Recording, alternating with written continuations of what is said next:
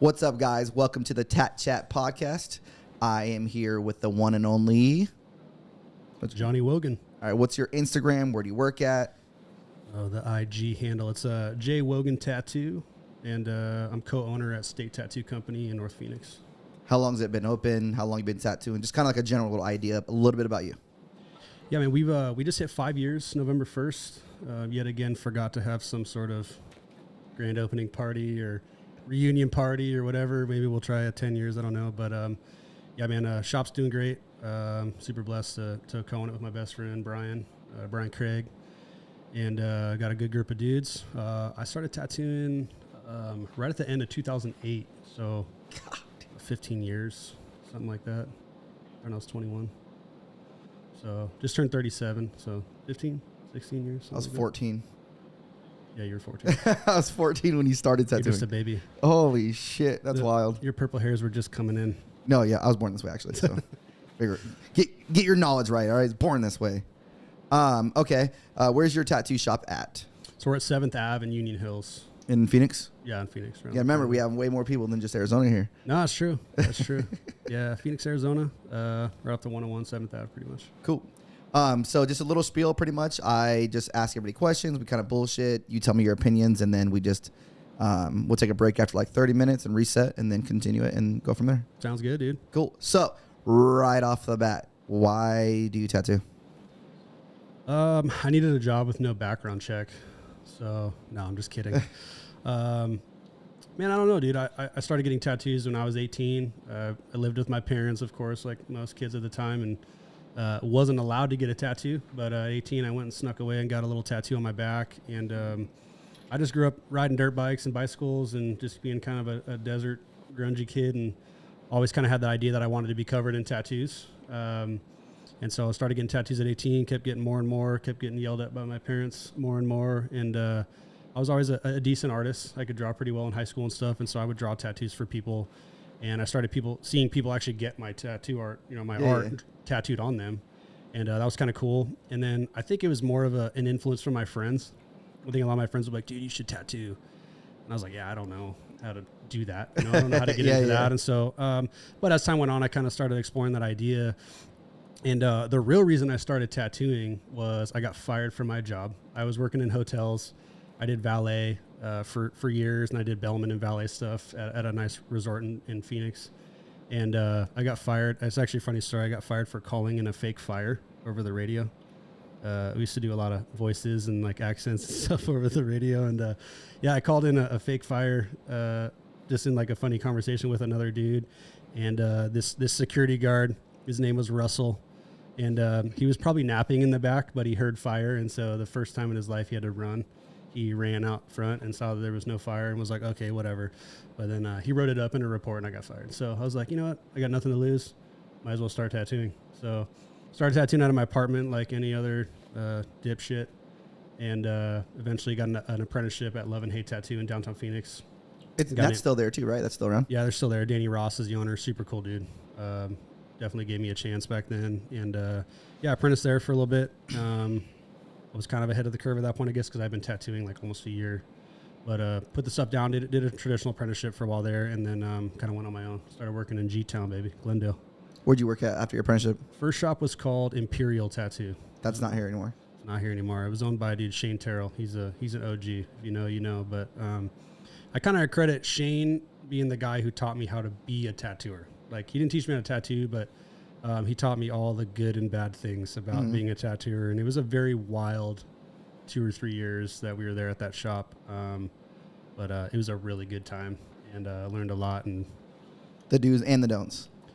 A lot of stress on my current relationship at that time. It was for sure a lot of stress on the relationship. But yeah, it was good, dude. It was a good time. And that was a long time ago. It feels like now. So one of the things I wanted to bring up too, because you are and have done something that like 99.999% of tattooers don't do or anything. You're a religious man. You knew it was going to come. Come on.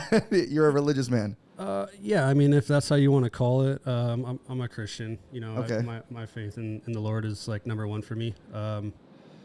But yeah, I mean, that's just like my identity. That's who I am. Like I'm not like, back in the day, there was this whole movement of like Christian tattooers. You weren't part of that? Not really. And Okay. not because like I was against it, but yeah, I'm a Christian and I'm a tattooer. I don't think they're not like one and the same. Like I'm a Christian at my core. Like that's who I am. That's my faith. Yeah. Well, that's why I brought it up though, because there's not, I mean, dude, I've met hundreds and thousands of tattooers, and I could very say maybe I've come across 5 tattooers that were religious. Yeah, religious we're or out have there. a faith. You know what I mean? We're out there. Yeah. We're out there. I heard something. Weren't you like a pastor or something at some point? I was, I was Crazy. for about 5 years. I did youth ministry, Holy junior and cow. high school ministry. Yeah, it was a good time. That's fun. You don't do it anymore? No, Just time, I'm assuming? yeah, dude, it was a handful of things, but I was tattooing full time and doing ministry full time, and my kids were getting older, and it's just hard, man. It's hard to do both, and yeah, man, it was just time to kind of close that chapter, and I would never have been able to like feed my kids on that salary alone. Yeah. I give mad props to guys who stick that out and do it, but there was no way I was going to be able to make a living doing that. And so, yeah, it was just time to move on. It was a great time in my life. Super grateful for it. But, yeah, man, tattooing has been really good to me. It's the way I pay my bills, and I'm all in on tattooing. So, What's your favorite style of tattooing? I feel like it's kind of hard to put my finger on it. I guess I think I stole this description from someone I saw a long time ago. But I would say like modern traditional. You know, just kind of like my personal spin on the classic way of tattooing. Bold lines, lots of black, lots of bright color. I do a lot of Japanese too, so kind of my spin on modern Japanese. You just don't follow like the traditional rules when you're doing it, line weights and stuff like that? Yeah, no, not necessarily. Like I think it's very foundational in the way I do it, but I'm not like a strict on not breaking the rules or whatever. I just kind of do it my way. If you had to choose just like Americana or Japanese, what would you choose? Probably Japanese. Oh, I didn't think that. I definitely thought you were going to choose traditional. Honestly, like my favorite is doing like modern traditional type stuff with Japanese background. I think the background of Japanese is what makes it so strong. So you have like finger waves, wind bars, heavy black and gray, like boosts that contrast. Like even when I do stuff that's not Japanese, it still kind of looks Japanese, just because I love the wind bars and the waves and the flames and the finger water. If I could just tattoo like water and clouds and waves all day, I'd probably do that. I mean, you do sometimes. I've seen some of your sleeves. I mean, that's kind of what I do. Yeah.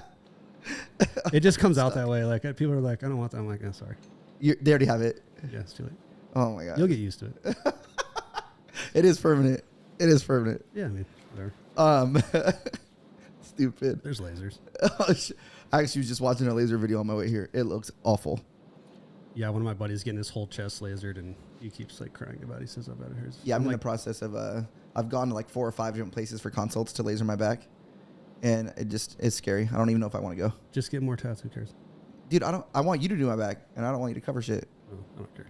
No, it's like black. All right, well then, yeah, get it lasered. It's black. I have a Grim Reaper with a bag over a chick's head. Yeah, you should probably laser that. Yeah. And it's black.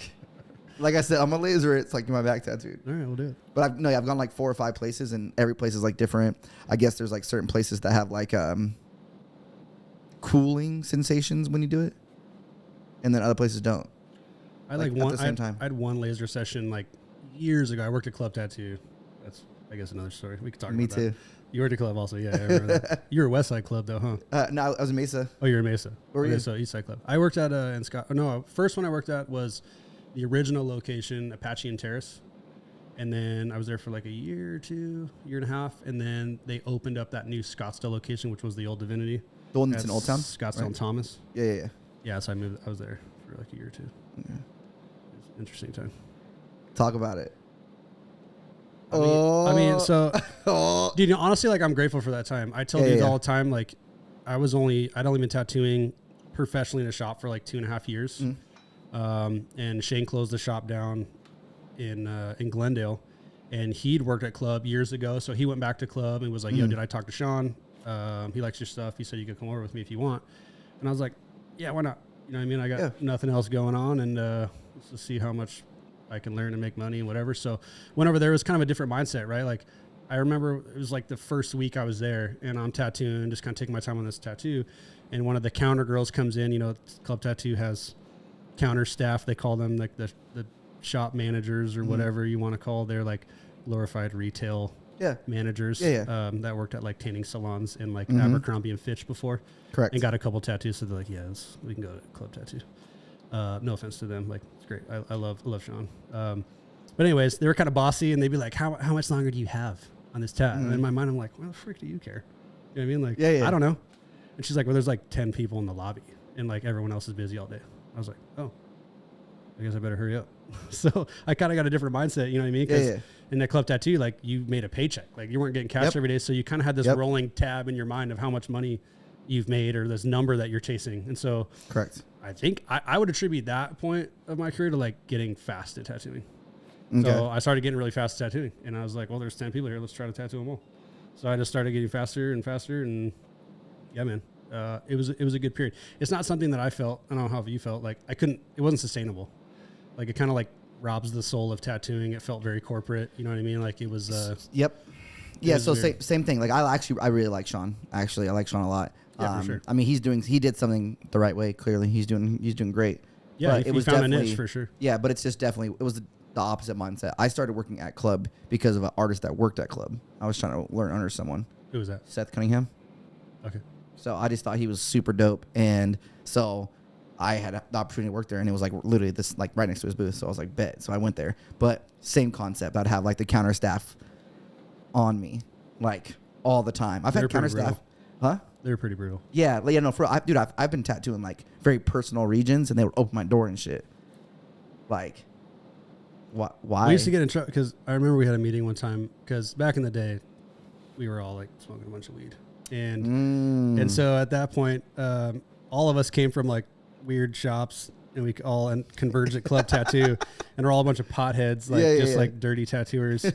And I remember we kept getting in trouble, you know, like getting caught. And Sean had a meeting with the whole staff, so we're all in the lobby, and he has everyone stay late, and he's like yelled at everyone. I love Sean, but I'm gonna impersonate him here. He's like, I don't give a fuck what you guys do, like outside the shop, but I don't care if you smoke meth, but in the shop, you guys are sober. You're not smoking weed. You're not drinking. You're not doing anything while you're here, like representing the shop. And we're like, so it's cool if we smoke meth, like, but like just not at the shop. Like, it's kind of a far reach, but we didn't listen. You know what I mean? We didn't listen. We would like, I remember one time I was with a buddy. We were smoking weed in my truck. It was all black. And Julie, one of the managers, she's like knocking on the window. She's like, what are you guys doing? And I'm like, oh, I'm on the phone. She's like, well, you need to come out. And I was like, yeah, I'm not coming out. She's like, well, I'll wait here. So she stood outside of my truck for like 20 minutes, and we just didn't come out. And then eventually she had to go inside, and then we came out. But the whole time you were smoking? Yeah, we'd be like hiding in the back, like a bunch of like teenagers, like, shh, they're coming. Shh, quiet. Don't move. You're like turn on the cough.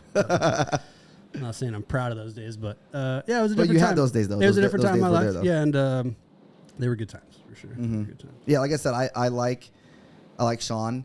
I like what he was doing. I just couldn't fit me. I was just way too, I don't know, out of place, I guess. I found myself out of place often. Like, I was like the hyper one. I was the loud one.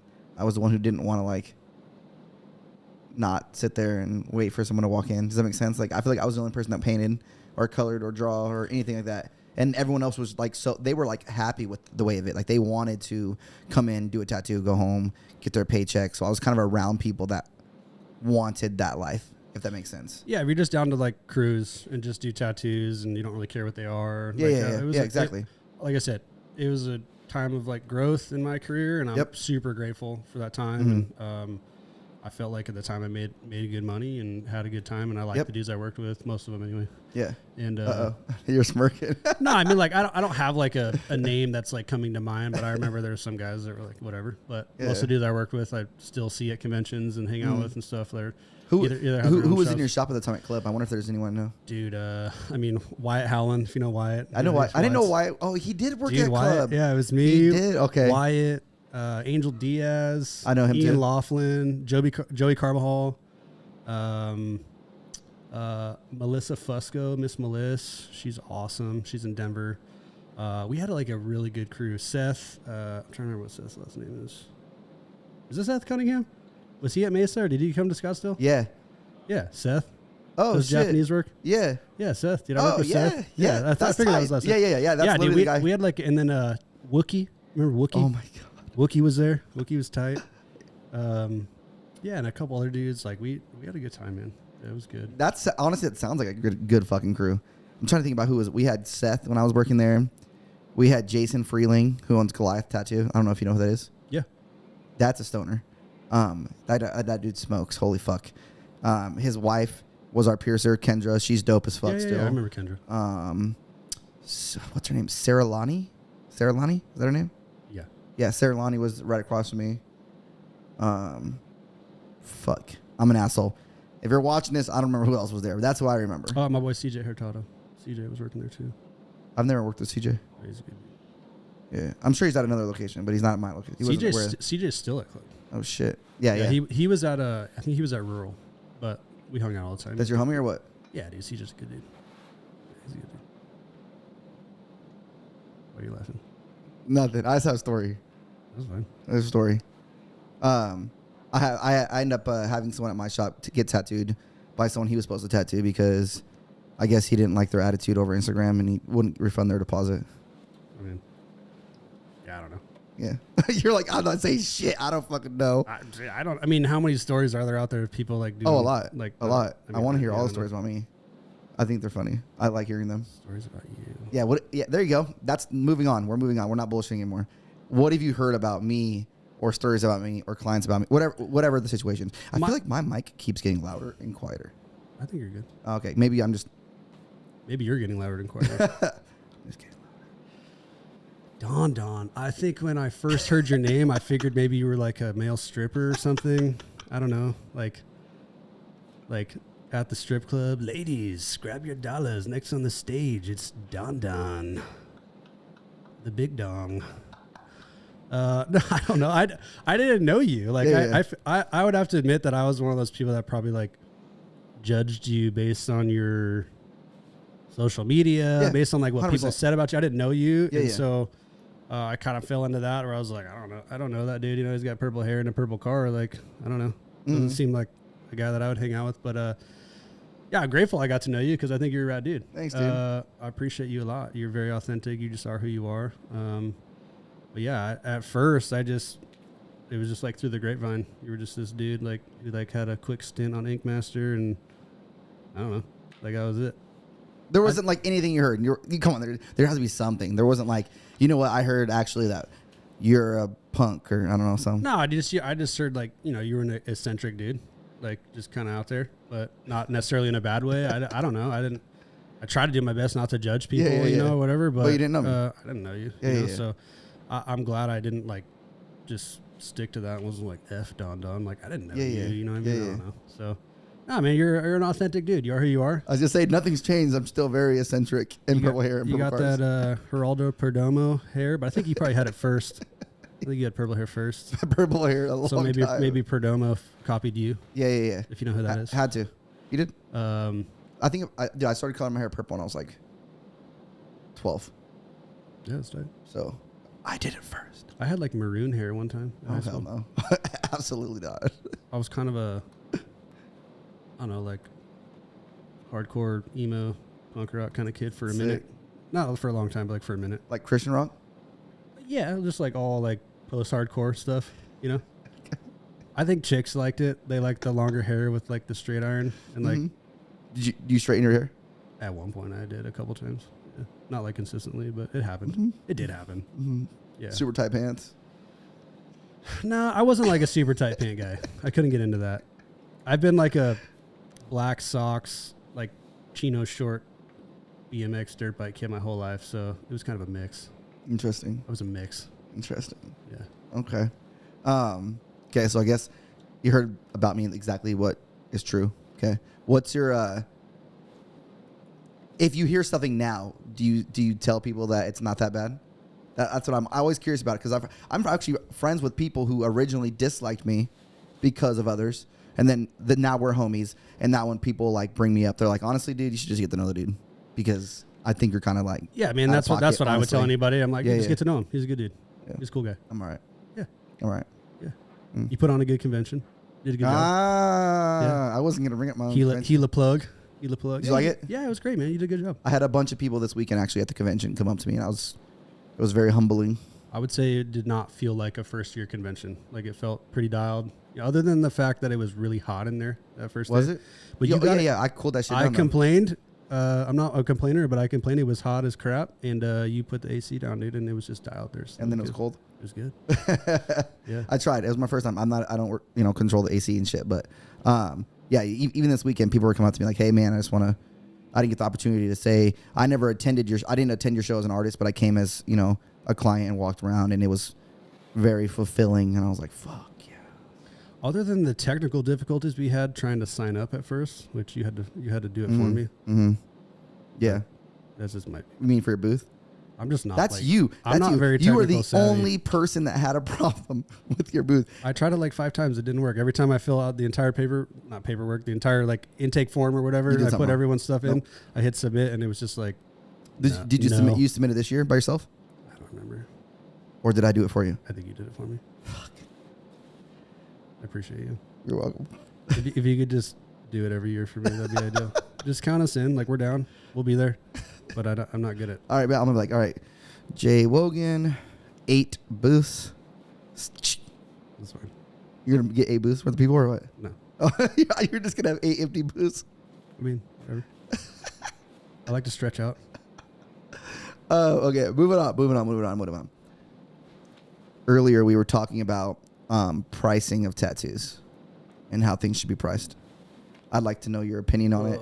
Your opinion on how tattooers have been pricing their stuff, how you feel they should be, and this is all based on opinion, man. People could watch this and tell you to go fuck yourself. What people are doing now, what they should be doing, and maybe things that you dislike that artists are doing in the moment, as far as it being 2023. Yeah, dude. I mean, I guess I have my opinion about this. Something is worth what someone's willing to pay for it, right? Mm-hmm. So if someone wants to charge $500 an hour and someone's willing to pay for it, that's what it's worth to them. I tend to think that tattooers have like a little bit too high a view of themselves. I'm not calling any one person out. There's kind of this like rock star mentality a lot in the tattoo culture that tattooers are like some super special kind of guy. And I'm not saying people aren't special. I'm not saying what they do isn't unique. Like there's some crazy hitters out there, right? They're doing some crazy stuff. Mm-hmm. But I try to view myself and fellow tattooers in the craft like we're just tradesmen. You know what I mean? Like we have a skill. People pay us for it, and we should be grateful for that, right? Like I'm not saying you should devalue what you do, but at the same time, it is a little crazy sometimes what you see people charging. Like I just saw some thing on Instagram. Of course, it was like a couple, like a husband and wife or boyfriend and girlfriend, and they did some back piece. And I'm not gonna lie, it was crazy impressive, right? Like super impressive thing. I think this person paid $60,000 for their back piece. And each one of them was charging $700 an hour. So like $1,400 an hour or something for this back piece. That's just crazy to me. Like $60,000 for a back piece? $60K. I know that's probably an isolated incident, but it's something you hear about more and more. Even guys locally that are charging like insane amounts, right? Like just $500 an hour, $400 an hour, $800 an hour for a tattoo. Like that's crazy. But what? Okay, so explain that to me though, because like that's something that's gonna get people are gonna listen to that and be like, why? Why do you think it's like $400, $500, $600 an hour is like ridiculous? I mean, dude, it's your opinion. I'm not. Yeah. I'm not trying to just like justify because I charge way less, so everyone else should charge less. Mm-hmm. I'm not saying that, but again, it's just like a very high view of yourself. Like you're giving someone something that they don't even need. Like no one needs a tattoo. Mm-hmm. I think about that all the time. I'm like, dude, it's crazy that people pay me to get like my silly drawings on them. Mm-hmm. Like I'm grateful for that. And I'm grateful that I'm able to provide for my family and make a decent living, a good living tattooing. Obviously I've worked hard at it for the most part. I wouldn't say worked that hard, but I've worked pretty hard, but I've worked hard at my career and to like build clientele and to give them a product that they want and one that's solid and hopefully lasts, a long time. But yeah, I mean, it is a little crazy. You're seeing things. There was this whole like Russ Abbott thing out there where they were talking about how he was teaching people, I guess, I don't know the whole story, but teaching people like how to take these insane deposits for a drawing and then just really just kind of upcharge. And, then people are complaining about it, right? Like the artist isn't following through. They're taking mass amounts of money. I still take a $60 deposit, like on everything. So like do I've never taken more than $60. Like, not to mention, like, I don't want hundreds of dollars up front and then like that just goes to bills or whatever anyways. And then at the end you get paid. You're like, all right, I guess just give me like $200. Like, and I just did all the work. Yep. Like, I'd rather be like, no, you keep your money. I just want a little bit of money, put a little skin in the game, show that you're serious, hold your place in my books, and then pay me at the end. You and I are in the exact same ballpark. I do the same thing. I do a very small deposit because I don't want to tattoo for fucking 6 hours and then be like, oh shit, you already paid for it. Like, I get it's the same money in the long run, but it's so different. It's so different. It's honestly pisses me off. I mean, when you work with your hands, like, you just did the work. Like, you just labored to some extent for the money. Mm-hmm. Like, I want to get paid right now. Yeah, like, it's just, that's tattooing. That's part of why we do. It's a cash business, right? Mm-hmm. Like, just give me my money right now, But I don't know, dude. Like, I see a trend right now. I've seen it happen a handful of times, and I'm not throwing anybody under the bus. Like, there's a lot of incredible tattooers out there, especially here in Phoenix. Like, a lot of hitters. But you're seeing people like offering deals, you know what I mean? Like, kind of like lowering their standard, lowering their minimum, like going away from the style that they're, accustomed to trying to stay in, to just like bringing more business, because maybe for a while it was working. You have like, I only do full days and it's $3,000. Like, to me, I just don't see that as being sustainable. Like, I think some people are going to do it, but I hear about it all the time in my shop because all my guys are very fair pricing. We're not ripping ourselves off. We're definitely not ripping the client off. Like, hey, it's a fair price. It's fair to you. It's fair to me. I make a good day's pay, and you get a great product that you're happy with, and you're going to go tell all your friends, like, hey, man, this guy was super fair. This is what he charged me. I see it all the time where people are like, they had a friend or whatever, and they're like, hey, how much did you pay for that sleeve? And they're like, I don't know. It was like, dude charged me like $175 an hour, $180 an hour. Took like 25 hours, 30 hours. So, whatever that is in the end. And they're like, dude, I paid like $10,000 for my sleeve. And you're like, what? They're like, dude, yeah, I'm going to go to your guy because your tat looks good. And I feel like I got ripped off. You know what I mean? I'm not saying it's not worth it to some people. Like, maybe it is. But so you're saying that, like, say someone has like their niche or whatever, you're saying they're charging, X amount of money, but they're not be able to sustain that X amount of money. So now they're having to be like, oh, I'm going to do deals on stuff that isn't their style, that isn't their niche. Well, yeah, there's guys that were like booked out a year or two, for like full day sessions. And then I don't know. I think someone does that one time. Like, they go and they pay for a huge piece and they're like happy with it, but they're like, I don't know, was it really worth it? Because I could go to this guy who gives a really great product too, and he has reasonable pricing. People not only, I believe, people not only attribute the experience to just the tattoo, but it's the whole thing, right? It's like the interaction they had with the tattooer, the vibe in the tattoo shop, just the whole like experience and culture of like going and getting the tattoo is more than just the tattoo. Dude, you're literally preaching to the choir here. I tell everybody the same thing. The more tattooing is evolving, it's less about tattooing every day. Honestly, I swear to God. Because people nowadays are willing to get tattooed by the people who are just like genuine people, funny people, a good, person to be around, whether they are the greatest tattooer on the planet or new to it. They're still just, they're supportive and loyal to those people because now it's an experience. So they don't feel like they're necessarily paying for the tattoo, but they're paying for that experience that they're getting during the tattoo. Well, yeah, you may have like a super badass tattoo, but you remember like, dude, that dude was a dick. Correct. You know what I mean? And like, he was correct. He overcharged me. Like, he was an asshole. Like, I hated that experience. So every time I look at the tat, somebody be like, dude, that tattoo's badass. And they're like, fuck that guy. Yeah. You know what I mean? I'm not going to mention any names, but there's a guy that I tattoo. We tattoo complete opposites. He tattoos black and gray realism, mostly portraits, and I don't do that shit. I can say at least, and this is not me over-exaggerating, at least 25 people in the last 5 years have come to my shop. I've seen their tattoo. He's a fucking fantastic tattooer. Absolutely fantastic. He actually pisses me off. He's very good. But every single person, all 25 people say, I really love my tattoo. He's really amazing. But he's the most boring, or he's an asshole, or he leaves his headphones in, or he puts on a movie and doesn't talk to me. I was there for 8 hours, and I think he said 3 words. Like, these people are coming. Headphone tatters. Yeah, I don't like those either. I can't do it. Feels weird having these. Dude, I wouldn't want to do it. I want. Even as a collector, as a tattooer, as a client, I want to talk to who's fucking touching me and tattooing me and putting something on me that's gonna be there fucking forever. I've gotten to a point where I only get tattooed by people that I fucking like. If I don't like you and you're fucking the God's gift from heaven and you're the greatest thing on the planet, I don't give a fuck because you suck. Yeah, those dudes are usually slow too. Yeah, I know. It's just slow tattoos.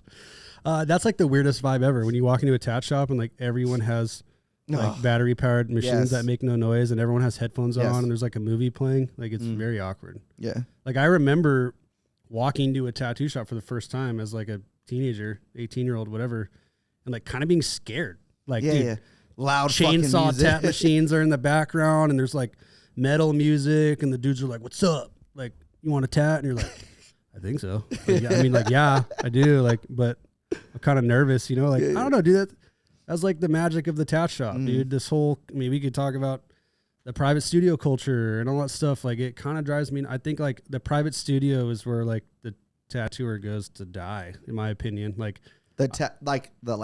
sounds corny, but like you mean like the tattooer, like the soul of tattooing. Yeah, okay. like I understand, like you can go to a private studio and make money and just leave and do your thing, but I would say part of why I still love tattooing is like messing around with my buddies in the tat shop. And like my business partner and I, we tat like 10 feet apart and we know each other's clients and we have banter back and forth and we're messing around. We're yelling at the guys across the shop. And if someone falls asleep in the back, like we're going to throw a firecracker at you. Like, I don't know. It's fun. You know what I mean? It's fun being in the tat shop and clients love that.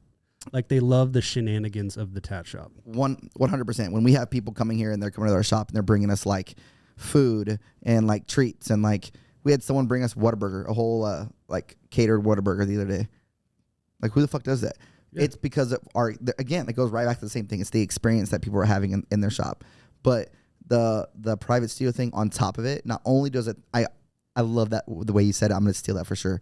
It's where tattooers go to die. I also think it's where you stop learning how to tattoo. You have already made it. Because in my opinion, I can't get better by myself. No. I thought that for the longest time. I promise you, for the longest time, I thought that if I was by myself and I just focused, I could get better. It stops. You stop learning. So that's when I started doing guest spots. That's when I started doing conventions. That's when I started like being around other people. If you're not around other tattooers, you will not get better.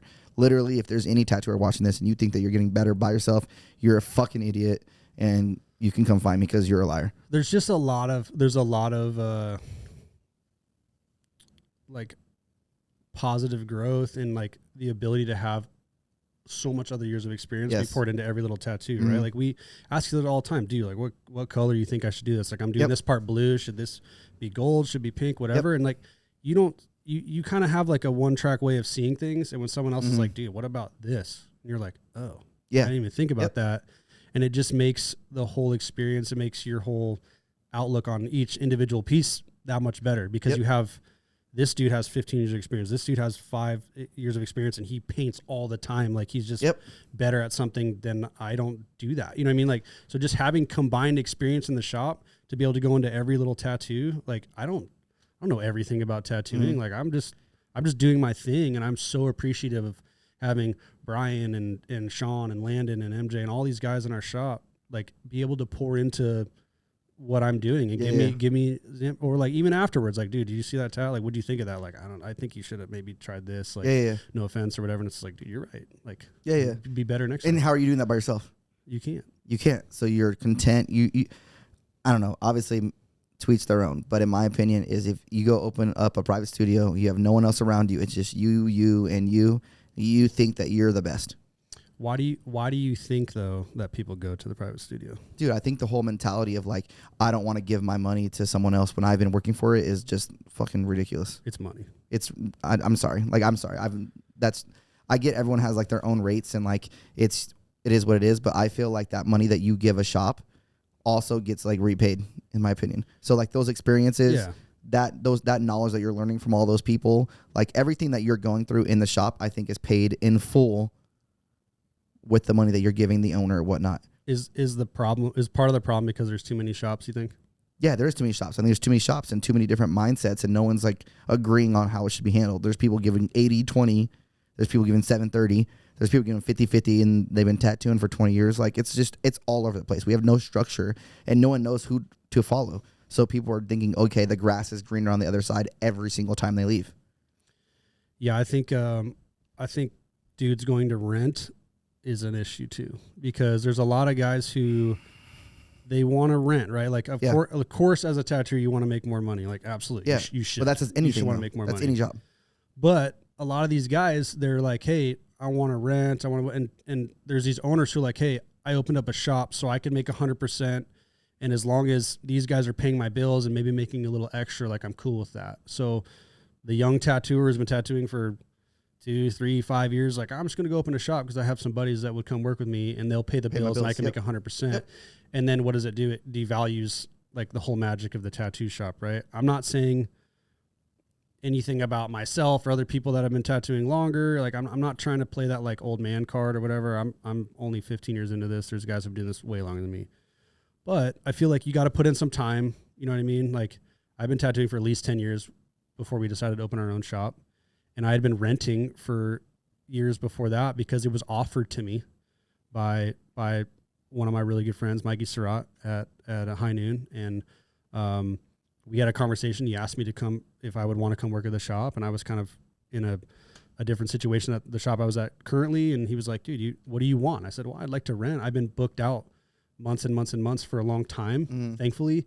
And my current situation was not going to give me any better pay. And there was no outlook of it in the future either. And so, and I wanted to work with a group of guys too that were inspiring. And I wanted to work with Mikey and some of these, and Jeff and some of these other dudes. And so he's like, yeah, I'll give you rent. Come on. And I think it was like $1,500 a month to rent. And that was a huge pay increase for me at the time. I hear of dudes right now that are paying like $300-400 a month to rent at a shop. Someone came to me the other day, a week ago, and they said, hey, I want to give you $400 for rent and I want walk-ins. Yeah, you don't get walk-ins on rent. Dude, you can eat my dick. I laughed. I was showing it to everybody around me. I was like, dude, your book's not even, like, in my opinion, if you're on rent, that's a come and go as you please. Yes. There's no expectations that you're here from 12 to 8, whatever. Yes. Like, but your book's not on the front counter. Yes. You're not doing walk-ins. Yes. Like, unless we offer you one, like, it's not happening, you know? See, the only thing that I do that some people don't agree with is I do exactly everything you said. The only difference is I have one rent artist, just one individual rent artist, that if we give him a tattoo, he now becomes a percentage artist on that tattoo. And that's fine. That's it. That's cool. The only, everything you said is exact same. You pay your own shit, your own hours, you come and go as you please. If we give you a walk-in, that walk-in becomes a percentage. So now it's money I didn't make and it's money that you didn't make. But other than that, this whole $200, $300, $400, $500 rent thing is fucking crazy. I don't even understand how. To each their own. If you're an owner of a shop and you're able to do that, awesome. I don't even know how artists, owners can do that and like still be a living. I don't understand it. I don't say awesome because you look what's happened. Now we have this like rent culture, private studio culture, because people have been tattooing. I've talked to tattooers at conventions that have never been in a shop. They just go straight into a private studio and they tattoo. You know, like one. That sounds so boring. Like, you've never experienced like the shenanigans of like a real street shop. Yep. You know what I mean? Like, I like street tattooing. I like the fact that someone just coming like, what do you want? Like, yeah, cool, man. I'll draw it. Right there. Sit down. Yep. You know what I mean? But I miss that of tattooing. Dude, I think that's half the reason though. I feel like I can't talk shit. I was not an artist before I tattooed. I tattooed and then I taught myself how to draw later on. But I think that a lot of the private studio people who do that, they can't draw at all. So they need the time to find what they're tattooing every day. So they don't do the walk-ins. They need that experience because they can't. Dude, I know a couple of them on the top of my head right now. They need that time to make it happen. They can't do that. They can't be like, you know what? You want 6 things in one tattoo? Bet.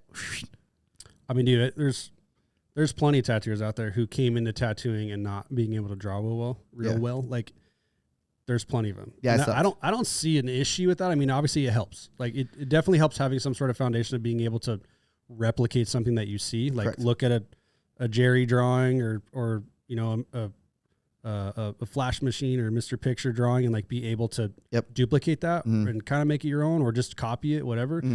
But I know tattooers who have a very successful career and are badass tattooers now that when they came into it, like, they sucked at drawing. But you can learn. But it takes people around you to help you learn and people to push you and encourage you to like spend time in the sketchbook, like trace stuff, like whatever it takes to get good at like learning the fundamentals and composing a good tattoo. I always say this to my younger dudes. I'm like, tattooing itself is not the hard part. I'm not saying that there's not difficulty in tattooing. Of course there is. Like, go pick up a tattoo machine if you never have and try it. You're going to jack your homie up really bad. Actually, don't do that. But composition, like Wyatt Howland used to say all the time, he's like, dude, tattooing is not hard. Composition is hard. And he's right. Like, it is way harder to compose a well-balanced, properly colored, properly shaded tattoo. That part is way harder than the actual tattooing itself. Like, you could teach anyone how to tattoo. I was gonna say, that's how I felt, is you can teach anything. I mean, if you go play basketball and you go to the park, you know, an hour a day and shoot from the same spot, you're gonna get to a point where you just hit that shit all the time. I suck at basketball. Go start practicing. Nah. But you know what I mean? Like, I hate saying it, because I've actually heard tattooers get mad at me when I'm like, oh, like anyone can learn this shit, because you can, but it's unfortunate because some people just have to work harder and some people just kind of just get it really fast, like really, really fast. Yeah. I feel like I sucked longer than I was supposed to because I didn't know that early on. Like, I didn't know I needed to be around other people. I didn't know I couldn't do it by myself. So I was bad at tattooing for a longer period of time. And then during that shitty, you know, tattooing part of me, I was drawing like crazy. So I was kind of making up for not being the greatest tattooer by trying to draw over and over and over again. You know what I mean? But it just took me longer than what, like, maybe someone who like already could draw, like fucking Allie. That shit pisses me the fuck off. She makes me mad every day because she's that person. Yeah, it's awesome. It's bullshit. It's bullshit. It's bullshit. Allie listens to these. Allie, you're bullshit. Fuck you. Don't listen to me. Fuck you. Fuck you. I think, like, circling back around, right, a lot of the problem is shop owners who are not adding value to the shop, right? Like, they do a tattoo or two themselves. They come in, they empty out the cash box, and they're like, later, I'm out, you know? And what happens is you see tattooers mutinize. They're like, dude, we're the ones running the shop. We're the ones paying for everything. Why don't we just go do our own thing? And part of me doesn't blame them to an extent, but the problem is if a shop owner would actually add value and, like, be appreciative to the guys who are helping him pay the bills and helping him make an income.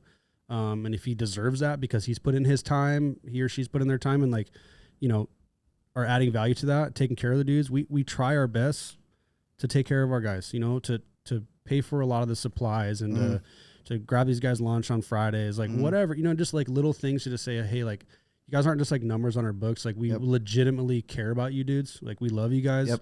We appreciate you working here. I mean, I know they're not just doing us a favor, like they're making their own living and we're trying to add value to their experience as well. But, like, I don't know, man, like, you can't just try to make as much money yourself as a shop owner and be like, whatever, these guys are just like cogs in my machine. Like, you gotta care about people and add value to what they're doing and make them want to work there. You know, like, I would hope that all the guys that work at our shop, like, want to work there, you know what I mean? And, like, they're like, I don't want to leave. Like, I love working with these guys. And me, Brian and Johnny, like, they try to take good care of us, you know, like, I know we're not like doing anything special or crazy, but we just, like, want these dudes to know, like, dude, we care about you. We want you being here. good people, dude. Yeah. It's not that hard to just, You'd like, be surprised. buy some paper towels and, like, you know, hook the dudes up every now and then, you know? Yeah. No, I feel the same way. I always recommend, I don't know if you guys do this, but I'd recommend every shop owner doing it. We have shop days as regularly as possible, at least once a month, where we, like, go on a trip, or we all go out, or we all get food, or whatever the situation is. And now that I have two shops, I do it with both shops. So now we have, like, shop days where, like, even paint night, we'll do a paint night with both shops. Yeah, go hit some Top Golf, race some go-karts, whatever. That connection with employees is unreal. People will say about my shop, they're like, your crew is just, every guest artist, every single person, I don't care what they say about my shop, they're always like, dude, you have the best crew I've ever seen in my life because of how well we get along. Yeah, that's important, man. Dudes got to click. You know, I think being we've turned guys away in the past just because it just wasn't a good fit. Maybe a good tattooer or whatever, but you got to want to hang out with someone for 10 hours a day. You know what I mean? Like, otherwise it's just going to be awkward and not. That's another reason why, too, when we opened our shop, we decided we were going to be closed Sundays and Mondays because we didn't really want to have, like, a split crew. We didn't want to have, like, the dudes that work this schedule, the dudes that work this schedule. There's, like, cliques. Like, no, man, we all just work the same schedule, and if you need to leave early, no worries. If you need to come in late, it's all good. Like, everyone's got life and significant others and parents and kids, whatever, like that's all good. But hey man, like Sundays and Mondays we're closed. Like enjoy your time off, or let's go barbecue, or let's go to the lake, or let's play golf, like whatever we're into, like let's hang out, you know? Yep. Hello. See, my mic was weird earlier, was it not? No, it was good. It sounded like this? Yeah. Oh my God, it just sounded weird to me. No, it was good. Okay. So, let's start with this. Every single time I have someone on here, I have them ask me something. Ask me any question, whether it's about me, about my career, about my shop, literally any question you could possibly ask it. For like reference, like someone's asked me why purple hair. Someone asked me like, how do I feel about people disliking me? Whatever it is. One question. Do you want it more personal or do you want it more career? Doesn't matter. You could ask one of each. Okay. All right. Let's go. Are we good? We're good. All right. Don, I guess my question for you, one of my questions for you would be, right now you're definitely the hustler type. You are out there getting after it, which I respect. Just open another shop, purchase another shop, redoing it, getting it going. What do you see in the future for yourself as far as tattooing, career, stuff like that? Honestly, I hate that question. Honestly, it's hard to say. I still feel like I'm not out of love with tattooing yet, and I know people do get kind of that feeling. I'm not out of it yet. I think I may have taken on a lot at once to still be able to like grow myself as an artist. So I think in the moment, you know, in the future, my whole goal is to pretty much just have my shops self-sustaining themselves, so I can really focus on like me becoming better at tattooing myself. And like, I don't know. I don't want to say I want to be like a pioneer to tattooing or whatnot. I definitely want like to leave my footprint though. You know what I mean? Like I want, you know, I want 10 years from now, 15 years from now, you know, 30 years from now, I'm not tattooing, or whenever the hell I die, I want someone to still look back and be like, you know what, Don used to do this, or like, I don't know, I just want something. I just want some type of substance, something I've done before. Not a lot of people know that I'm also a father. Like I don't post my personal stuff. You know what I mean? I didn't know that for the longest time. Yeah. No one ever knows. But like, I also want to be just like everybody else. I want to leave my kid with something. You know what I mean? How old's your kid? He's 7. So Yeah. His name is Manolo. Manolo. He's cool. Yeah. He's awesome. Cool. But yeah, I don't know. I don't have anything different than anyone else. I just feel like maybe I'm more transparent about it. So like people are like seeing my social media. I'm very out there. I'm very loud. Like you said, I'm a hustler. I'm just more transparent that I'm hustling than some people. But I want the same thing. I want, you know, my kids to be good. I want, you know, to make money. I want to live, you know, a nice life. But I'm still in like hustle mode, get better at tattooing mode, 100% to a T. I just am a little distracted with other things that I'm taking on at once. Do you want more kids? I love my son. My son's dope. Like he's just so cool. I think I do want kids, but I would like to adopt. That's cool. Like that's like a goal. It's been a goal of mine for a long time. Awesome. I actually almost adopted a kid a couple years ago. That's a huge need. Yeah, that's a huge need. I grew up in foster care. I don't know my parents. No kidding. Yeah. I didn't know that about you either. Yeah. So I grew up without parents. I aged out of the system when I was 18.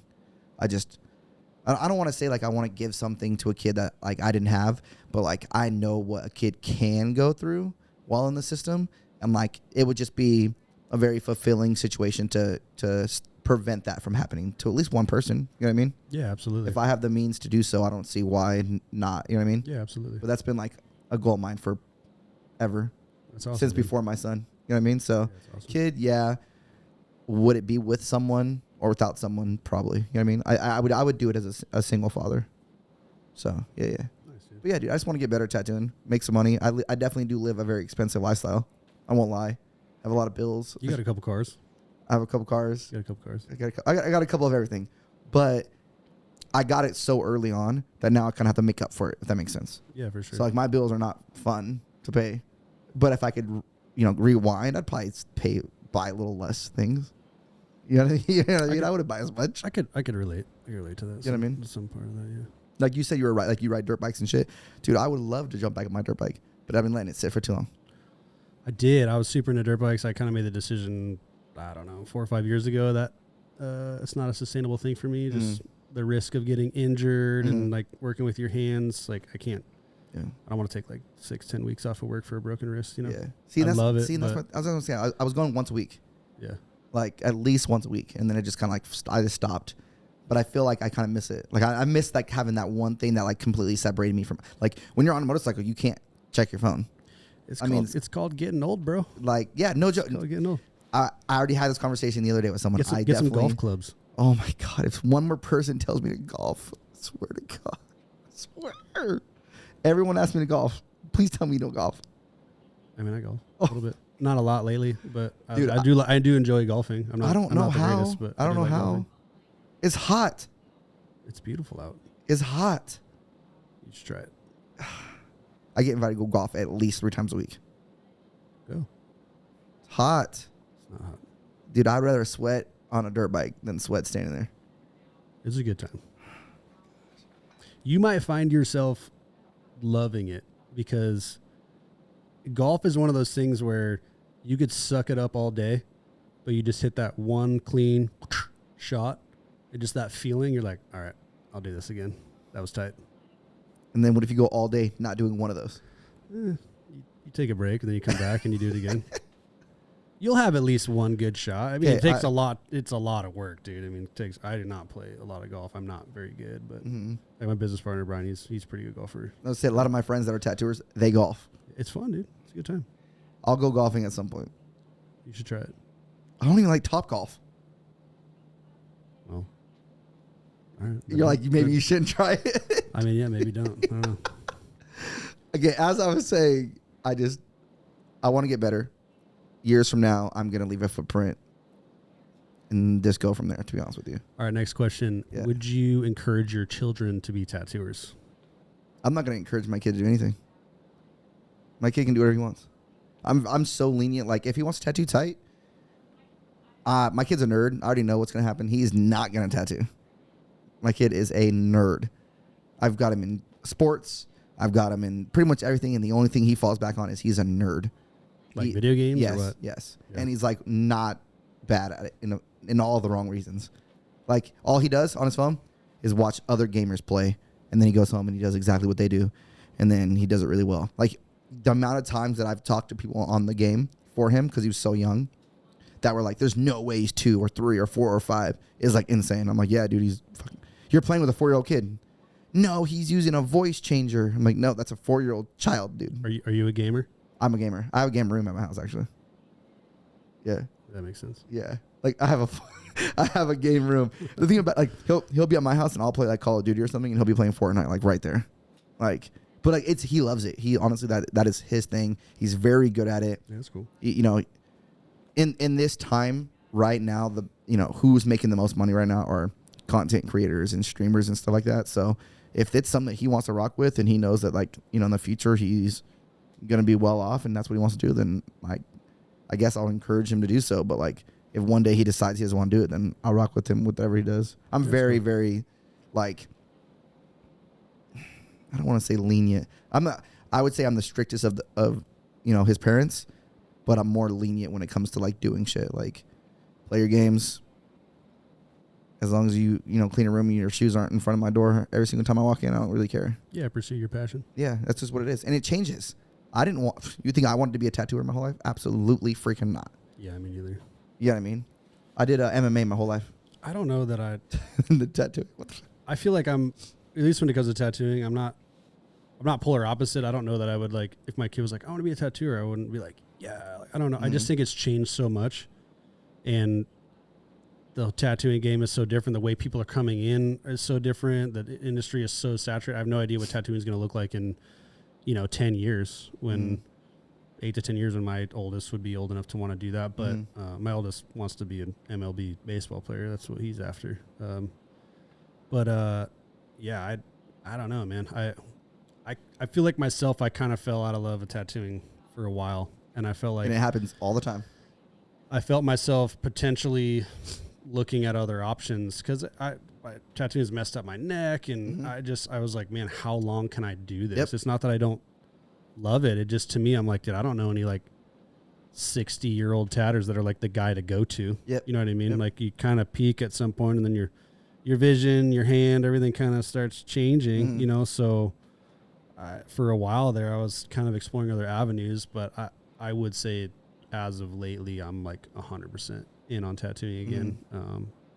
I do love tattooing. I do view it. It is a job. Like, nobody wants to really work, right? Like, if you could just not work, that'd be cool. But no, man, it is a job. I'm very grateful for it, and I'm all in. You know, tattooing with the shop and stuff. So as long as I can, I'm gonna do it. And that's what's nice though, is because I tell people, I don't know why I came up with this number, but 13 years. Okay, 13 years is typically when I've been hearing people have been like, they're not saying it, but you could tell by their actions and like their tattoos that they've kind of just like gave up in a way. You know what I mean? So the fact that you've been tattooing over 13 years and you can say that you had it at that part of time, but now you're back into it. Honestly, like I respect that, because I think people are liars if they say they don't fall out of love with shit. Like, you don't want to be a construction worker and build a house every single day for the rest of your life. Like, you get to a point where you're like, all right, I want to tell someone else to do that. Yeah, I don't know if it's the act of tattooing. It's more the like bending over, yeah, like breaking what it your does back. too. You know, like there's all the funny memes of like dudes like turning into corpses. You know, all the Monday malarkey stuff. It's real though. Crispy lines and crooked spines. It's true. It's true. You can't do nice lines like this, man. You gotta get in there and really. What was the words? What did you say? Crispy lines and crooked spines. I like that. I've never heard that. That's what it takes. Well, see, and that's another thing. Like when you ask me like what I would want, so that everything that I do every day still kind of feeds around tattooing. I know I'm not gonna be able to tattoo forever, but like even like my expo, I wanted to do it in the moment, but I know that if I do it right and I do it the right way, that is one thing that's still, tattoo related that I can do, that I can do when I am 60 and I can't tattoo. You know what I mean? Yeah, sure. Like that's something I can continue to do for the next 30 years. Yeah. You know what I mean? I mean, Dirk Morrison to a T. I mean, he's a friend of mine, and he's doing the same thing. He's still tattooing. He's not tattooing every day. You know what I mean? He's got his convention. He's got, a tattoo supply company. He's got his own shop. But all of the things that he does around, they circle the exact same thing. The fact that he still loves tattooing. You know what I mean? I mean, he even said it like he's, trying to be innovative and create things for tattooers that we need. So that way he still kind of, is giving back to his community and shit, which is fucking dope. Yeah, so cool. Honestly, that's what one of the few people I look up to a lot. Like pretty much what he's doing and what he's done is what I feel like I can do. I can do that shit too. Yeah, that's awesome. I'm just half the age. Yeah. Derby, you're old. Just so you know. He's old. And he cut his hair off. How old are you? I'm 30. 30. How old are you? 37. 7 years is a lot of years. Feels like it. Let's see, 7 years. That's crazy. I'm trying to think about what I would be doing in 7 years when I'm your age. I don't know. Exactly this. I'm still going to have purple hair, I promise you that. You'll have a 14-year-old. Oh, fuck. And how old's your oldest? 10. Oh, I'm fucked. Yeah, mine's way worse. Earlier, I asked you how old your kids were, and I was like, oh, damn. But now when I'm in your position, I'm going to be like, oh, yeah, 14. Fuck. Teenager. Fuck. And he's so smart. I'm not looking for that at all. I mean, it's a good thing. No. I feel like with my kids, I fully embrace my boys getting older, but like not my daughter. Well, yeah, no, I couldn't have a daughter. Like if I adopt a kid, it's going to be a boy. I mean, being a dad to a girl is pretty rad too. People have told me 5 billion times, girl dad. I'm like, oh, hell no. Because I'm very like, you see how I am, right? You see all the social media stuff. I love my son. So I can only imagine like if I was a girl dad, everyone who like really, really knows me, the people who like really know me, if I was a girl dad, I'd be fucking dope. But I don't want to be. You're missing out. I don't know. Nope. Dude, don't get me started, man. I'm sorry. You're like, oh, yeah, son, you just got laid. That's tight. And then your daughter's like, Dad, I slept with someone. You're going to be like, yeah, you got laid. No, you're not. You're going to be pissed. You are going to be upset. You're going to be flustered. Look at you. You're over here scratching your leg. You're already worried about it. No, that is going to happen. That is going to happen. I'm telling you. Right. I don't know. I mean, exactly. Yeah. I encourage my boys to be protectors, not predators. Mm-hmm. When it comes to that, we're years away from that. Yeah. My hope would be that my boys would be respectful of that, and I would hope. I mean, this sounds crazy to everyone else, and obviously it comes back to my faith. But I would love my boys to wait for their wife. Mm-hmm. I wish I I wish I knew what I knew now, and would have that same respect for their future wife. Also, as a dad of a daughter, right? Like, That's what I'm saying. You have that dude mentality of, hey, let's go see how many chicks we can hook up with, you know. But now as a dad, I'm like, dude, each one of those girls is somebody's daughter, you know. And so, yeah, my views changed a lot on that. But here's my question though. As a girl dad, it is not gonna matter if she's 18 or 30. You're gonna be pissed. That is still your daughter. You're gonna be pissed. Cross that bridge when we get there, I guess. And if your sons wait for their wife, you're still gonna be like, yeah. Yeah, it's. I don't want to get there. I don't want to do that. I do not want to do that. Yeah, my views on that have changed. You know, as I've gotten older, and grown in my own life and faith and having kids. I mean, I've you know, encouraged my kids to do it what I believe, what we believe is the right way. You want them to do that, but I'm just saying, as far as I mean, I didn't do that, and I'm not saying I'm like proud of my ways of life in the past, but you know, it is what it is. But how long have you been married? Going on 11 years. God dang. Yeah. 10 years. It's a long time. Yeah, my wife's awesome. Yeah. She's the best. Is she? What's your wife's name? Ashley. What's you guys? Oh, you said you homeschool your kids. We do. That's tight. Ashley that is tight. Homeschools the kids. It's a very hard job, far harder than my job, and very grateful she holds it down and takes good care of our kids and gives them a good life, good education. Do you have like that old school mentality? Are you very much like the like men should work, women? Like, what's like your personality? Like, your as a tattoo. I mean, like, again, all goes down to tattooing. As a tattooer, are you very like? Would you recommend other people, I guess, being in that situation? Everyone has their own view and belief on how marriage should be. I'm asking opinions though.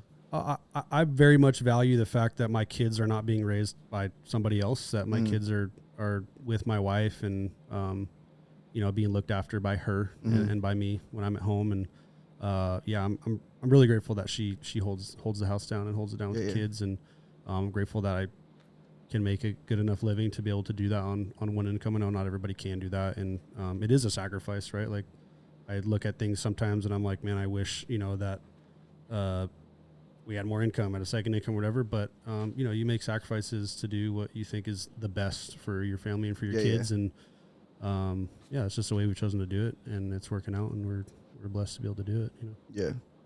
Yeah. No, props to you. That's what I'm saying. I was telling you earlier is I feel like you have, you know, life experiences or how you've handled things that aren't like very common, especially like for a tattooer. Yeah, everyone forges their own path. You know what I mean? And so I don't judge anyone else for doing it differently than me, and I don't expect people to agree with the way we do things. It doesn't matter to me. You know what I mean? We do what's best for our family and our kids and our marriage, and you should do the same. Whoever, you know what I mean? Like, do it how you think you should do it. Our way is, you know, as a Christian, is the way that God has set forth, you know, in His Word in the Bible, and so we try our best to do it that way. We're not perfect. We're far from that, but we try. You know? I respect it. It. If there was someone who wanted to tattoo and started to tattoo like now, 2024, you know, 2 months from now, they want to start the process, what would you tell them? Don't. No, I'm just kidding. I'm sort of kidding. That's like a half kidding. I think I still believe in the apprenticeship route. You know, I believe find some people that are worth learning from. But you know, we see people all the time come into the shop and be like, "Hey, I want to be an apprentice." You know, it's like, I don't even know you. Like, if you've never been tattooed here, like, you know, it's just like you expect us to just look at your stuff and be like, "Yeah, cool. Come on, take a seat." You know, it's like very few people know how to do it right. And I understand it's maybe we as tattooers and shop owners need to do a better job of like helping people understand. So we try to take the time to give some of the rundown to say, hey, look, this is kind of how this works. You know, like, if you want to do this, you want to do it the right way, come get tattooed.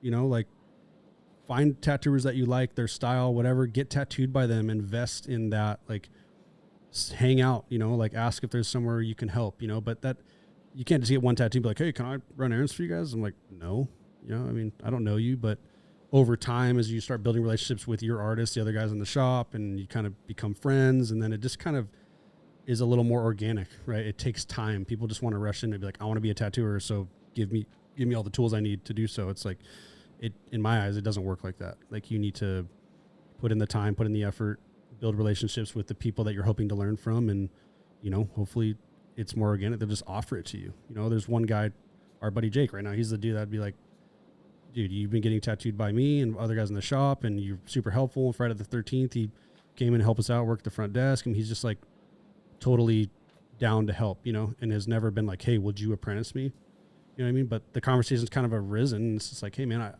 maybe, you know what I mean? Maybe you'd be the guy that I would if I was willing to take on somebody else. I don't know that we are, but, and he's got a baby on the way and a little kid, and it's like, I don't know that you can afford to do this. Man. This is like an all-in thing, you know, so being a 30-year-old with a family and needing full-time income, like, it doesn't seem feasible. Yeah.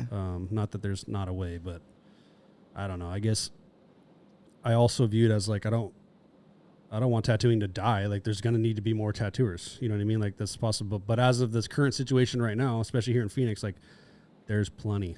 There's a lot of people that probably shouldn't be tattooing too, and a lot of guys that shouldn't be owning shops. And obviously that's just a matter of opinion. But I don't know, man. I still, at my core, want to protect like the sanctity of tattooing and the trade of tattooing. You see now a lot of tattooers are not tradesmen anymore. I don't make my own needles. I don't do that kind of stuff. But like, in the days of the tradesmen, of like knowing how to tune a machine and knowing how to maybe build a machine and knowing how to like fix your own clip cord and like, you know, paint your own flash and be a tattooer, not just do a tattoo. Those days are kind of, you know, far and few between, in my opinion. And it's kind of sad to see. I still appreciate the fact that a lot of tattooers know how to do those things, even if they don't. Like, a needle's too cheap to make my own. But well, this is my thing too. I was talking to someone not too long ago, and they were like, hey, like, do you think that, you know, tattoo ink and tattoo needles are going to be accessible forever? They might not be. You know what I mean? There's so much shit going on that a lot of tattooers don't know about, you know, especially when ink and needles. For all we know. Yeah, the Europe stuff. Yeah. So for all you know, like, for real, like, you say you have a mentor, say you have someone that works with you, like, are you going to be able to, you know, sustain still being a tattooer and not be able to do any of those things? Do you see in the current, like, economical climate of like tattooing, you know, oversaturated, you know, different economy, not the same as it was? Like, are you seeing on your end, like, tattooers, like, looking for other jobs or like looking for other income? Like, I feel like I'm seeing that too. And I think it's just kind of a natural cycle of life, right? Economic ups and downs. And I'll be honest, like, I'm okay with some tattooers just like leaving, you know. I feel the same way. I actually know a handful of tattooers right now that are part-time tattooers, and they have a regular job or a job that maybe gives them benefits or like something like that. Or like the COVID era of tattooers, right? Like, tattooing has always had busy and slow seasons, you know, like in Arizona. I don't know about other parts of the country, but Arizona, like, summer's slow. Like, it's always been that way. Why do you want to get tattooed and go on the boat? But like the COVID era, like, everyone had this extra, you know, government money that they didn't have, and they're like, there wasn't a slow season. It didn't happen. It was very strange. And so a lot of these guys that are younger that only been tattooing a few years, they were like, it was just busy all the time, and they were making good money. And then now it's like, it was slow this summer or whatever, and dudes are like, what the heck, what's going on? It's just like, dude, this is just normal. This isn't abnormal. Like, you guys just don't understand the ebb and flow of tattoos, and that's why you need to be hustling, like building clientele, getting out there. I'm not encouraging you to say go to the bars or whatever, but like, whether you're at the gym, whether you're at the bar, restaurant, at the grocery store, like, ask someone, where'd you get your tat? Like, oh, cool. Where do you get, like, hand them your business card, like, encourage them to check out your work. Like, you know what I mean? Just be outgoing. Yeah. And like, build clientele. I think that tattooers don't have the mindset of like a businessman, right? But you are the brand. And I say this almost on every fucking podcast because I stand behind it like crazy. You are the brand. So this isn't 9-to-5 job. You're working 24/7. So no matter what I'm doing, and that's why I feel like a lot of tattooers don't like me, is because, and I'm just going to be full transparent, they can't do what I'm doing. They can't be at the gym and make money. They can't be at the bar and make money. They can't be at the grocery store and make money. I can make money literally anywhere I go. But that's only because I understand that I am the brand. I understand that I can get the money in. I understand that what I do and what I say to people get them to come and spend the money that they don't want to spend in the first place. The people now are just sitting there staring at the door, hoping that something walks in. So when slow season does come up and hit, who are the ones that are busy? Who are the ones that are able to make a little bit more extra cash? It's the ones that are actually going out of their way not just, sitting here crossing their fingers. Yeah, I think as a young tattooer, you can't just expect to walk in the door at 11:55 and then leave at 8:05 and wonder like why you're not busy. I didn't do anything special, but I just remember as a younger tattooer, like we were at the shop like 10, 12 hours a day. Yep. Like we got in there early, we drew, we painted, we do what we could, and then we stayed late and had a couple beers with the guys and kept drawing, kept painting, kept bullshitting, kept tuning machines or building stuff or whatever, like making art for the shop, just like immersing yourself in what you're doing and like fully valuing the fact that like, hey man, this is a full-time deal. Yep. And this is more than just a 40-hour work week. And a lot of people understand, like I would say the worst part about this job is the best and worst part about this job is talking to people, because I love talking with people. I'm very appreciative of that, but it's the back and forth with the potential clients, it's the people, the time wasters who want to like nitpick you and want prices up front and want to talk about this, blah, blah, blah. And then like, they're like, yeah, well, how much for this? And then you're like, well, just come in the shop. We'll do a quote. Like, I just need to know for budgeting. Like, all right, well, maybe like $500. And they're like, ghost. Yep. I mean, it's just like, I literally just spent like 3 days talking to this person, like minutes and hours of my life, but it's just part of it. Yep. But like, you're not working when you're at the shop. Like, like you said, you are scheduling people and consulting with people and kicking ideas back and forth and trying to drum up business in your everyday life. At your kid's school, at whatever else. And it's just an all-encompassing lifestyle that I think people really need to like count the cost of that before they decide to jump in and do it. No, I agree. It's more 100%. Than you think, and I think that's probably just being self-employed in general. Like even as a tattooer working at someone's shop, I always tell people like, you don't work for us, you just work with us. Yeah. And you work out the shop. And there's some expectations, like you're a walk-in guy, I need you here from this time to this time. But ultimately, like you're running your own business and I can't make you busy and I can't control the economy and I can't control the walk-in flow. Like it's not how it works. Like you guys got to get out there and drum up your own business and do good tattoos and talk with people and give them a good experience and be patient, right? Like don't get anxious. Don't just jump shops every other year or whatever. You know what I mean? Like stick it out, stay local, stay close. And like, it takes time. Yep. I was in a bad mood and I actually got on both of my shop's ass on the same day for the same thing. So all like the newer people who were, you could tell they're flustered, I guess you can say, by like a little bit of slowness, but then like this is them all day, this swiping. Cool. Like this video. Cool. And then there's like the person that's tattooing right there and they're like, what the fuck? But that person's been drawing flash for a week, posting it. And the reason why they're tattooing is because people are getting that flash they posted. Yeah. You know what I mean? So it's like you really do, like, you do get what you put into it. Like if I'm slow, I'm probably slow because I'm not posting tattoos or painting or doing something that's going to, invest into me making another tattoo. You know what I mean? Yeah, the social media aspect of tattooing is like, I was like right on that cusp, right? Like there was no Instagram when I first started tattooing. There was only crappy tattoo magazines and like, that was it. Like you go to conventions, see other guys from out of town and stuff like that, but the exposure was not the same. And so, but I still have the same mentality and I would encourage our younger guys to do the same thing. Like nothing's going to sell more tattoos than like doing tattoos and just getting them out in the wild. And homie seeing his friend's tattoo or some guy at the gym or at the grocery store being like, dude, where'd you get that? Like, it's tight. You know what I mean? And him having your business card and be like, yo, go check my guy's stuff out. And the Instagram thing to me is I have a little bit different view of it. I'm not like the hugest fan just because it's time that I'm probably just not willing to spend on it. Like I'm sure I could be better at posting or creating more content. It's just not really my thing, but I do kind of the bare minimum. I think it's just kind of a casual portfolio for me, but it does have its place. And, I'd say do all of it. You know what I mean? Do the social media thing. Get out there and talk with people, be social, like in real life, and just be patient. Like it comes with time. It goes to like what I was saying earlier too, is times are changing. We already know how saturated tattooing is, especially in Arizona. I travel a lot of states. Arizona's the worst. I'm sorry. How saturated it is with tattoos and tattooers. You have to be different. So talking to people at the bar or the gym, you also doing social media, you also going and being, friends with other shops, you doing all these things, they add up. Yeah. And they do make you stand out compared to the tattooers that do need to be better at Instagram. And That was to you. I mean, I'm probably not going to, but it's fine. Some people I do appreciate need to it. be better at it. But doing all of it will make you stand out. It will make you more money. It will make you a better tattooer. You can't be having the same mindset as like the newer people that weren't around at all. And then you can't be the same mindset as the old people who don't want to move forward. It's such a combination right now. Yeah, you got. Otherwise, you are stagnant. You have to. Yeah, you have to. Yeah. It's no different than our equipment. Everything's changing. You have to evolve with it. Like I see tattooers posting all these machines, and sometimes it's just better. It's more convenient.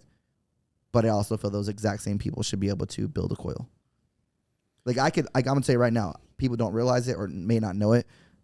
But if the economy or our industry flops, I'm still gonna tattoo because I can do it all. I can still build a machine. I can do my own needles. I cannot do a clipcord though. So I didn't think about that until you said it. I can't do that. I can't. I mean, that comes down to me. That comes down to preference. Like I've tried the cartridge stuff. Like if it makes your job easier and better, I say go for it. I'm not like a purist. I'm not the loyal to the coil guy. I use mainly rotaries, but I use, clip cord rotaries and needle on bar. It's just what I prefer. I've tried the other stuff. It's just not for me. But like that comes down to preference, right? Like if you're a good tattooer, you could tattoo with pretty much anything. It's just what makes your, like, I prefer to line really fast. So I need something that like rips super hard. And I like the Dan Cubans. They rip hard when it comes to shading. Like I like the shag builds. To me, they're just the perfect balance of like heavy hitting, but smooth, like, and adjustability. Like I just kind of have my own opinion on what works for me. That's not going to work for the same guy. But that's saying that you can do it both though. That's what I'm saying is like, you have to be a universal tattooer to like evolve and be different. You can use a coil, you can use a rotary, you can use needle on bar, you can do wireless, not wireless, you can do it all. That's impressive considering how many people are so stuck in their ways and they can't do both. Yeah, I mean, I don't think it really matters too much. I mean, like if it came down to it and the battery machines were the only ones available, like I'd figure it out, make it work. But I just don't like them. Plus they look like dildos. Big purple dildo. I do have a purple wireless machine. You have a purple dildo? Mm-hmm. That's cool. Flux. I'm not against it. I don't care. I have coils though. Yeah, I have more coils than I actually have. It doesn't bother me. I have 3 Seth Cunningham coils. He was building machines for a minute. I have 3 of like maybe 20, and they're like my favorite machine. That's awesome. Yeah, they're fire. But is there anything else that you would say to someone right now or want to say to people who are listening? Because somehow and for some reason people actually do like listening to these things. What would you say? I would say like my opinion doesn't matter, but if you wanted to know it, I would just say like, man, just be humble, just be patient. Like, don't be too cool for anything. I think just give the people what they want within your own, morality and means. And if you can pull it off, do it. If not, pass it on to the next guy. But I think versatility is key as a tattooer. I think if you just pigeonhole yourself in one style, styles change and people's opinions on the styles change. And, like for me personally, like no tattoo is too big or too small. Like if you want a full back piece, I'm 100% down. If you just want like a little tat on your arm or your grandma wants a little tat, like bring her in. I'll do it. I'm not above any tattoos. I think it's all, in the end, it's all money. It's all fun. The little tattoos are fun. The big stuff's fun. Honestly, the little ones are probably more fun. Like big stuff's more stressful and it requires much more work on the front end. And you're probably going to make more money on the little stuff anyways, So again, that's just my opinion. I take it for what it's worth, but I just say like, stay put, be patient, respect the craft and the past of it, and keep the tat magic alive in the shops, man. If you're in a private studio, maybe consider leaving and going working with some people that you like and respect and that you can grow with and have fun with and enjoy the tattoo journey and not just be stuck in the fact that like I just need to make more money. Because at the end of the day, like money's just money, and then it just becomes a job, and then you get bored of it and you're just gonna quit. So you got to have the all encompassing, at least for me. Like I got to have fun while I'm working with the dudes and enjoy tattooing for what it is, and not just pigeonhole yourself in like a dark room with your headphones on. Like that seems lame to me. I don't know. Maybe that's for somebody, but not for me. All right. And what's your Instagram again? J Wogan Tattoo. In your shop? State Tattoo Company, Phoenix, Arizona. Cool. Make sure you guys give him a follow. Check it out. And I appreciate you guys tuning in to Tat Chat. We out. Peace.